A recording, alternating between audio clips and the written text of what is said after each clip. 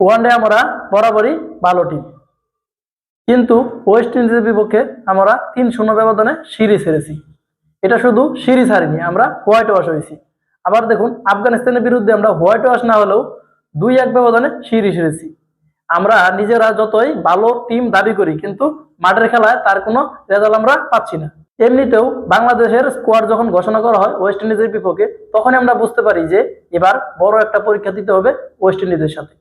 কেননা আমাদের নিয়মিত কয়েকজন প্লেয়ার এই ওয়ানডে সিরিজে অনুপস্থিত ছিল, যেখানে নাজমুল হোসেন শান্ত, তিনি ওয়ানডে দলের একজন নিয়মিত ক্যাপ্টেন। তিনি ক্যাপ্টেন্সি করার পাশাপাশি ওয়ানডে তার পারফরমেন্স অনেক ভালো।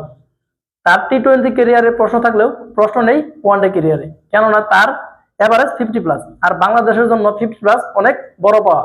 আবার দেখুন এখানে মুশফিকুর রহিম, তিনি একজন পরীক্ষিত প্লেয়ার, তিনিও ছিলেন না এই ওয়ানডে সিরিজে।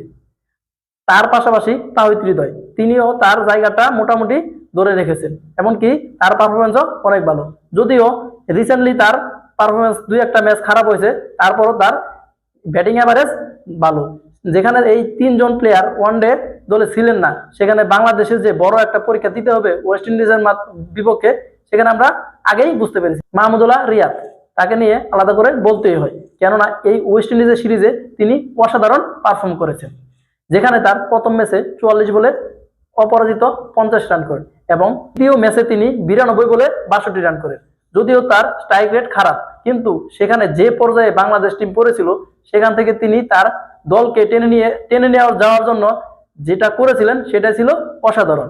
আবার দেখুন তৃতীয় ম্যাচে তিনি 63 বলে 84 রানের অসাধারণ একটা ইনিংস খেলেন, যেখানে তার স্ট্রাইক রেট ছিল 133, এবং জাকের আলীর সাথে তিনি 150 রানের দারুণ একটা পার্টনারশিপ করে, এবং এই পার্টনারশিপের উপর ভর করে বাংলাদেশের দলীয় রান গিয়ে দাঁড়ায় 321।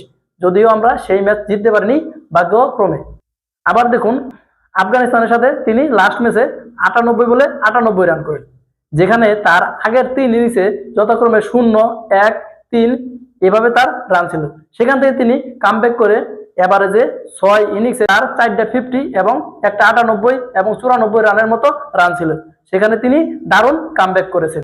মাহমুদুল্লাহর এই কামব্যাক এবং এই ফর্মটা চ্যাম্পিয়ন্স ট্রফির জন্য বাংলাদেশ ক্রিকেট টিমের একটা স্বস্তির প্রকাশ হবে। জাকের আলী অনেক, তাকে নিয়ে কিছু না বললে অনেক কিছু কমতি থাকে, কেননা তিনি লাস্ট 5 ম্যাচে তিনি 3 ম্যাচে গুরুত্বপূর্ণ রোল প্লে করে।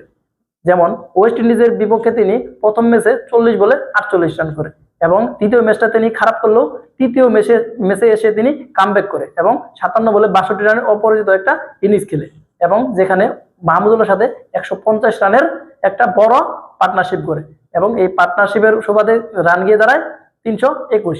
আবার আফগানিস্তানের বিপক্ষে তার সবে মাত্র ডেবু হয়েছে।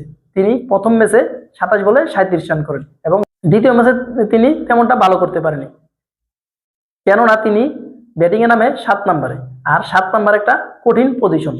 তার যে পজিশন, সেখানে এমন একটা পজিশনে তিনি নামেন যে হয় তাকে 6 মারতে হবে, না হয় আউট হতে হবে। তিনি দলের চাপের মধ্যেই তিনি ব্যাট করেন। তারপরও তার যে পারফরমেন্স, 5 ম্যাচে তিনি 3 ম্যাচই ভালো পারফরমেন্স করে। তার এই পারফরমেন্সের উপর ভিত্তি করে বোঝাই যাচ্ছে যে বাংলাদেশ ক্রিকেট টিম চ্যাম্পিয়ন্স ট্রফির জন্য তাকে নিয়ে স্বস্তিতেই থাকবে। মেহেদী হাসান মিরাজ চ্যাম্পিয়ন্স ট্রফিতে তিনি কোন পজিশনে খেলবেন, এটা নিয়েও বড় একটা চ্যালেঞ্জের বিষয়, কেননা মুশফিক, তাওহিদ, শান্ত এরা আমাদের নিয়মিত ব্যাটার। তারা যথাক্রমে 3, 4 এবং 5 নম্বরে খেলেন। তাহলে মেহেদী হাসান মিরাজ কোন পজিশনে খেলবেন? এখানে প্রশ্ন ওঠার কারণ হচ্ছে, এই যে আফগানিস্তানের বিপক্ষে তিনি যে সিরিজ খেলেছেন, সেখানে 51 বলে তিনি রান করেছিলেন মাত্র 28, তার স্ট্রাইক রেট ছিল 50.04। আবার দ্বিতীয় ম্যাচে 33 বলে 22 রান করেছিলেন, সেখানে তার স্ট্রাইক রেট ছিল 66। এমনকি তৃতীয় ম্যাচটা যে তিনি খেলেছিলেন, সেখানে 166 বলে মাত্র 66 রান করেছিলেন, সেখানে তার স্ট্রাইক রেট 50 পের হয়নি।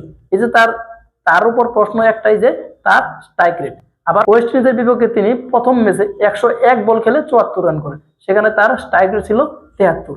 দ্বিতীয় ম্যাচে তিনি ভালো করতে পারেন নাই, কিন্তু তৃতীয় ম্যাচে এসে তিনি কামব্যাক করেছেন দারুণভাবে, কেননা তিনি 73 বলে 77 রানের একটা ইনিংস খেলেন, সেখানে তার স্ট্রাইক রেট ছিল 100+। এই যে মেহেদী হাসান মিরাজ, তাকে যে কোনো পজিশনে খেলালে সে খেলতে পারে, সে যে কোনো পজিশনের জন্য ফিট, কেননা এই যে ওয়ার্ল্ড কাপে তিনি ওপেনিংয়ে নেমেও সেঞ্চুরি করেছিলেন এবং আফগানিস্তানের বিপক্ষে হাফ সেঞ্চুরি করেছিলেন। তাই বলতেই পারি যে মেহেদী হাসান মিরাজ যে কোনো জায়গার জন্য ফিট। আর এই যে চ্যাম্পিয়ন্স ট্রফি, সেখানে মেহেদী হাসান মিরাজকে নিয়ে স্বস্তিরই থাকবে বাংলাদেশ ক্রিকেট টিম। সৌম্য সরকার তিনিও ফর্মে আছেন, তাকে নিয়ে বেশি কিছু বলবো না, কেননা তাকে নিয়ে কিছু বললে হিতে বিপরীত হয়। তিনি যখন ফর্মে থাকে তাকে নিয়ে একটু সমালোচনা করলে কিংবা সুনাম করলে তিনি অফ ফর্মে চলে যায়। তাই তাকে নিয়ে কিছু না বলি, তিনিও ফর্মে আছেন। ওয়েস্ট ইন্ডিজের বিপক্ষে হয়তো আমরা 3 ম্যাচেই হেরেছি, কিন্তু একেবারে শূন্যের কোঠায় নয়, কেননা এখানে আমাদের অনেক পজিটিভ দিকও আছে, যে বিষয়গুলো আমি আলোচনা করলাম।